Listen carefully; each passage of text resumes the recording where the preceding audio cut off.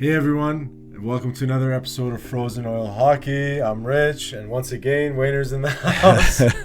Welcome, Wayner. Thank you for having me. Glad to be here. All right, well, the Oilers keep playing like this. Hopefully, we're going to be doing this a lot more often. Let's do it. I'll stay right till June. It's all good. All right. Well, obviously, you can tell we're in a great mood because the Oilers beat the Vancouver Canucks 3-2 in Game 4 of the 2024 Stanley Cup Playoffs, Round 2. And Must-win situation, if I may say. We said it, right? We said it. Must-win situation. That was it. We had to win that game. We had to win it, and the boys played awesome. Let's kick it off with the scoring summary. In the first period, Leon Draisaitl on the power play. Leon stud. Yes. Yeah, warrior. Anyways, Leon makes it a 1-0 game, assists McDavid and Bouchard.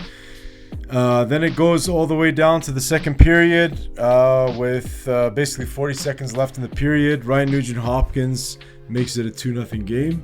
You sure did. You got to love those last-minute goals at the end of a period. Perfect. Unbelievable. And I was at the game today. I was fortunate to get invited to the game. Is that why you're in such a good mood? Yeah, I'm in a great mood, and that's why my voice is messed up.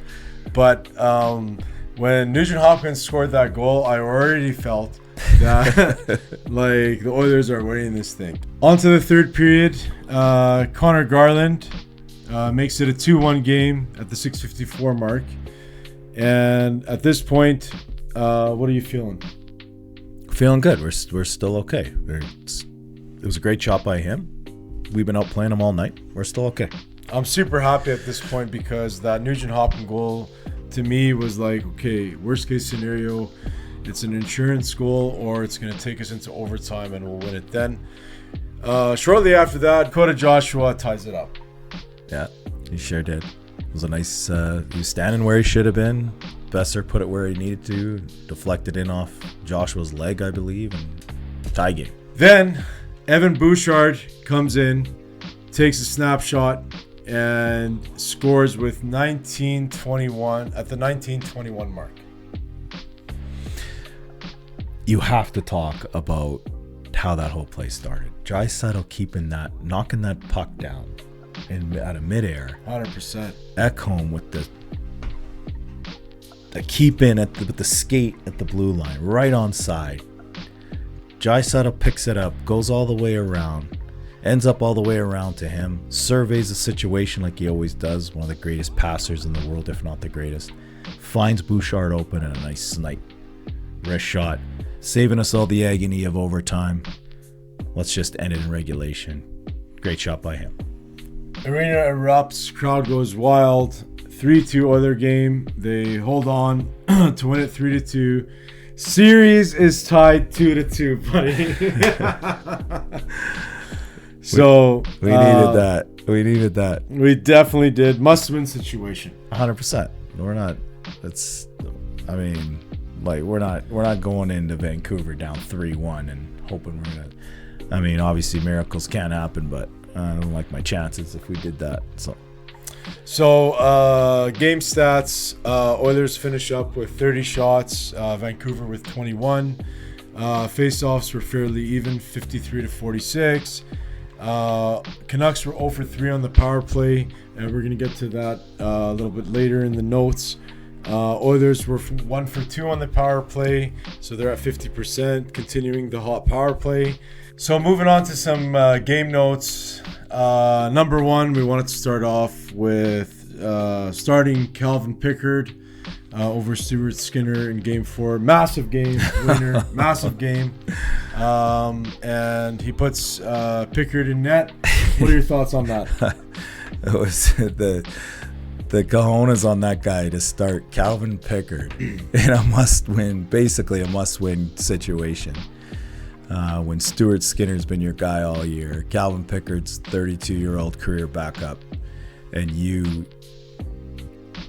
have the guts to put that guy in net. You know what? Hey, kudos to Chris Knoblauch and his coaching staff. What a excellent decision. He felt like the boys needed something different, and they responded, and so did he.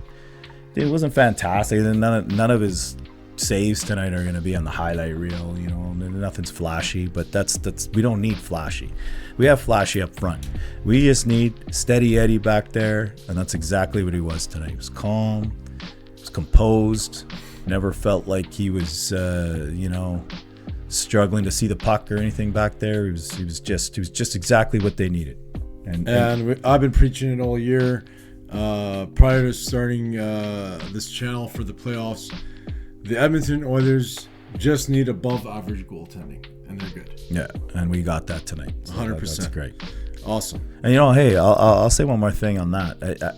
I also feel like the team in front of him tonight, maybe because it was his first start and on the playoffs, and they wanted to kind of play for him a little bit. The team in front of him played sound defensively, like only 21 shots against, right? He let in 2.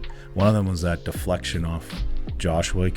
No shot there, no chance at all to stop that one. So 19 saves overall, 21 shots allowed. Fantastic job in front of him as well. So yeah, they played great, and 21 shots, like you said, the Oilers held them to. Speaking of the defensive structure, let's talk a little bit about that penalty kill in the first period on Kane, that 4-minute penalty. Oh, first of all, terrible penalty by Kane. It was a bad penalty. Didn't need to take it in the offensive zone. It ends up being a 4-minute minor.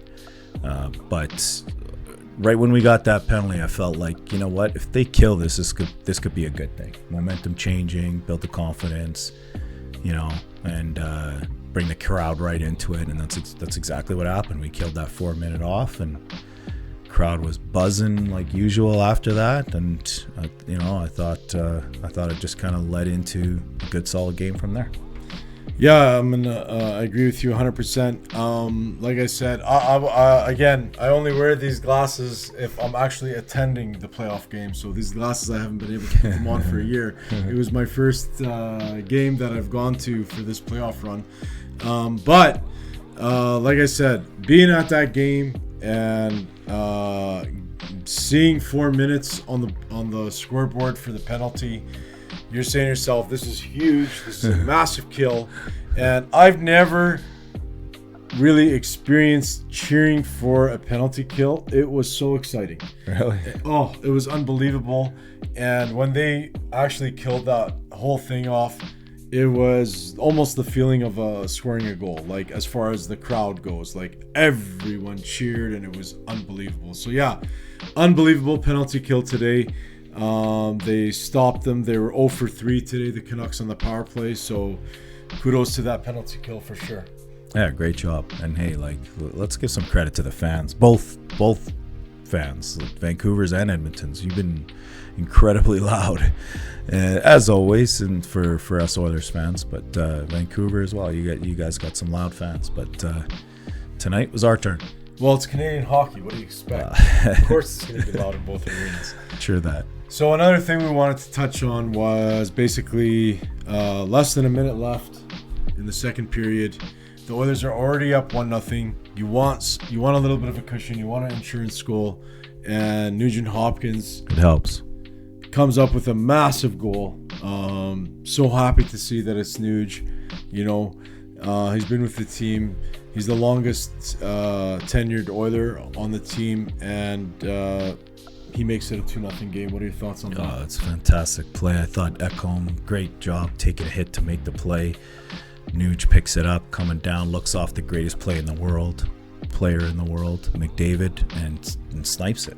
It was a fantastic goal, and we need that. We need Nuge to do that once in a while. Be aggressive, get in there. We need some depth scoring. Can't just be McDavid and Draisaitl every night. So that was perfect to see, like you said. And when you say take the hit to make the play, I mean, Ekholm took a pretty big hit to make that play. And if it wasn't for that sacrifice, Ekholm or Thor? Which one? Which one do you mean? The mighty Thor. The mighty Thor. Mighty Thor will also accept Viking. Will also accept Stud. Will also accept Warrior.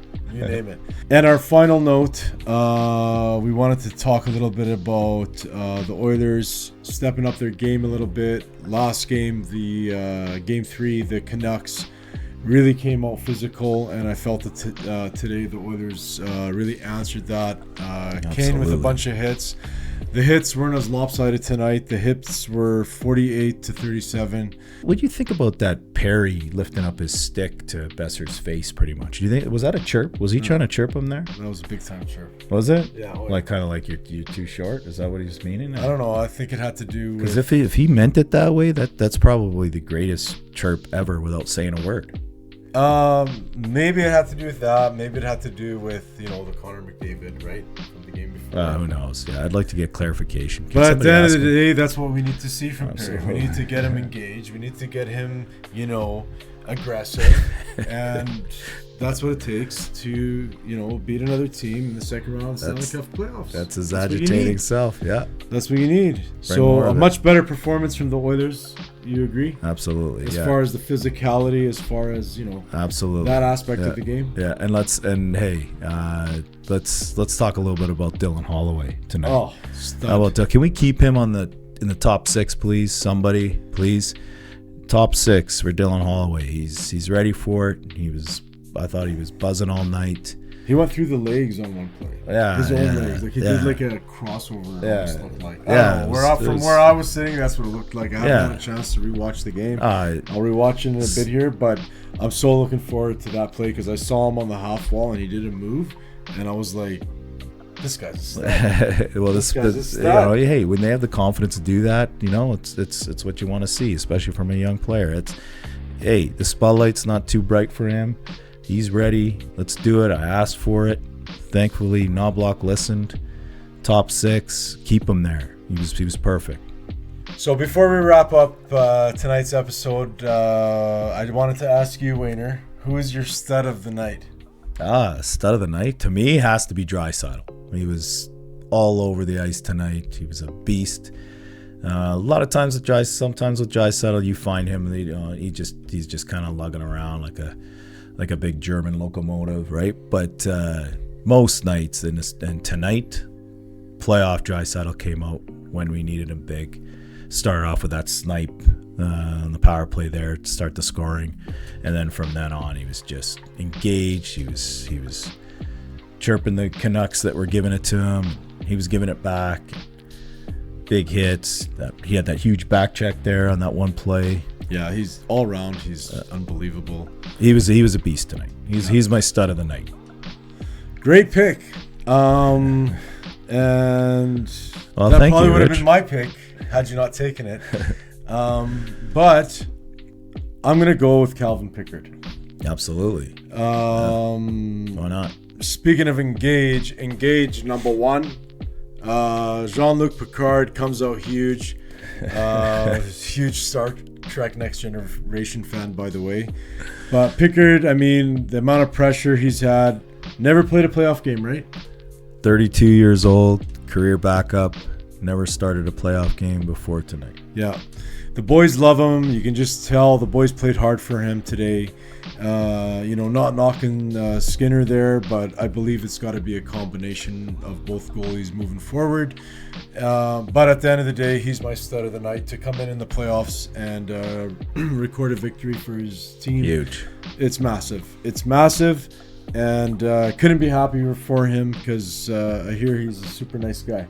Yeah, absolutely. It's from all accounts, the guys in the room love him, and hey, they played hard for him in front, so it shows. Now we're not going to get that out of Pickard every night. Let's call a spade, but like you said, like if we can do a kind of a combination with Skinner being our starter, maybe Pickard being the starter and the other guy's the 1A, why not? Well, that's going to wrap it up for tonight. If you haven't subscribed already, please consider subscribing. What are you waiting for? We're gonna keep doing this till the Lord Stanley hopefully is hoisted up in the air.